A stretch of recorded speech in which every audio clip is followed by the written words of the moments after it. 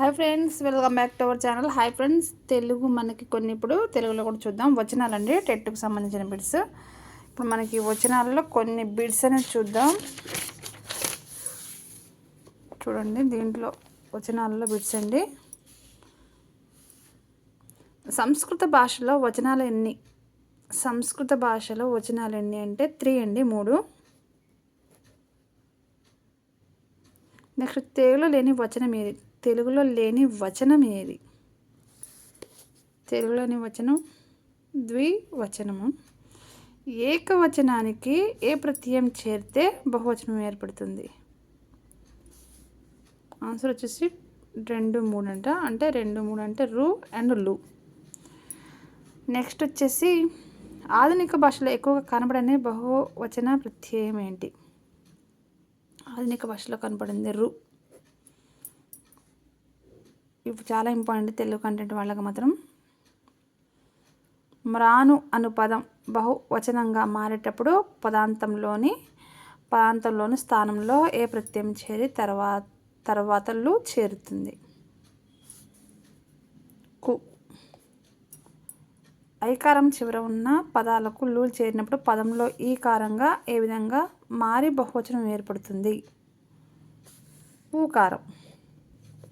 Next, ఈ క్రింది వాటిలో ఒకటి కన్నా ఎక్కువ బహువచన రూపాలు ఉన్నాయి. ఈ పదాలు ఏంటవి? పైవన్య అంటే మీసము, ఆవు, తరువు. నెక్స్ట్ వచ్చేసి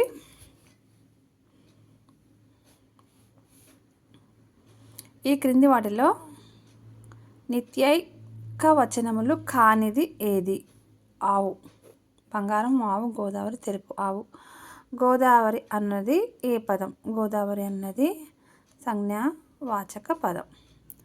ఈ క్రింది వాటిలో సంభారవాచక పదం ఏది? అంటే బియ్యం అంట, కారం, చింతపండు, ఇవన్నీ సంభారక వాచాలు. ఈడు అను పదం ఏ వాచక పదం? ఈడు అను వాచకం తుల్యవాచక పదం. ఈ క్రింది వాటిలో క్రీడావాచక పదం ఏది? చీట్లు. జీవన గయాలు, అచ్చన గయాలు, పైవన్య అంటే చీట్లు. ఆన్సర్ వచ్చేసి మనకి చీట్లు. నెక్స్ట్ అండి, దీంట్లోనే మనకి కొన్ని కాలముల గురించి కూడా ప్రాక్టీస్ బిట్స్ కూడా కొన్ని ఇచ్చాడు.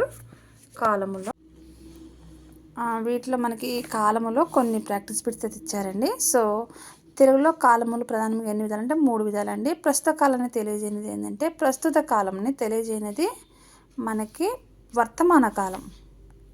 ఈ క్రింది వాటిలో వర్తమాన కాలానికి చెందిన వాక్యం ఏది? వర్తమాన కాలం అంటే సీత తినుచున్నది. గతించిన కాలమును తెలిపినది భూతకాలము. జరగబోయే పనిని తెలియజేయనది భవిష్యకాలం. నెక్స్ట్ వచ్చేసి శిశువు మాట్లాడగలడు అని ఏ కాలానికి సంబంధించింది? శిశువు మాట్లాడగలడు తధర్మ కాలం. సూర్యుడు పడమర అస్తమించును, ఇది ఏ కాలం?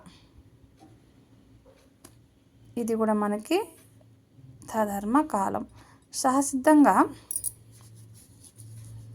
జరుగు పనులను తెలియజేయనది తధర్మ కాలం అండి.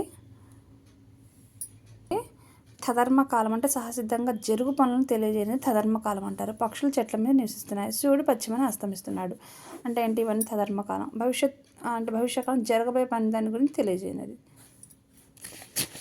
ఈ తధర్మ కాలం అంటే డౌట్ ఉన్న వాళ్ళకంటే సహజంగా సిద్ధంగా జరుగు పనులను తెలియజేయనది తధర్మ కాలం అని పిలుస్తారు. ఇక్కడ లింగములు అంటే చూడండి, ధీరుడు అన్నది ఏ లింగానికి సంబంధించినది? ధీరుడు అన్నది పుల్లింగం. జ్ఞానం, దివ్యం, మంచి మొదలగు పదాలు ఏ లింగానికి సంబంధించినవి? నంపుస కళింగంకి సంబంధించినవి. నెక్స్ట్ వచ్చేసి నంపుస కళింగం అంటే పురుషులు స్త్రీలు కానీ దాన్ని విశేషణంగా తెలియజేసేదండి. నెక్స్ట్ వచ్చేసి ఈ క్రింది వాటిలో పురుషార్థబోధక శబ్దమైనప్పటికీ నంపుంసకలింగం ఏది? నంపుంసకలింగం ఏది? సెకండ్ వన్ వచ్చేసి స్నేహితుడు. నెక్స్ట్ వచ్చేసి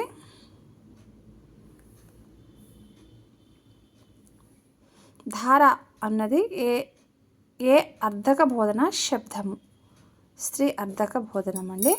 నెక్స్ట్ పర్వతము నంపుసకార్ధబోధక శబ్దమైనను శబ్ద మర్యాదను బట్టి ఏది? శబ్ద మర్యాదను బట్టి ఏది? ఆన్సర్ వచ్చేసి పుల్లింగం అంటండి ఇది ఆన్సర్. చూసారు కదా చాలా డిఫరెంట్గా చాలా ఇదిగా ఉన్నాయి తెలుగు లింగములండి. సో పుల్లింగం అంటే పురుషులను వారి విశేషాలను తెలిపేది అనమాట. సో ఫ్రెండ్స్ మనకు చాలా బిట్స్ ఉన్నాయండి. నెక్స్ట్ విభక్తుల్లో కూడా ఉన్నాయి. విభక్తుల్లో కూడా చాలా ప్రాక్టీస్ ఉన్నాయి ఫ్రెండ్స్. ఓకే ఫ్రెండ్స్, మరి ఇలాంటి బిట్స్ కోసం please like, share and subscribe.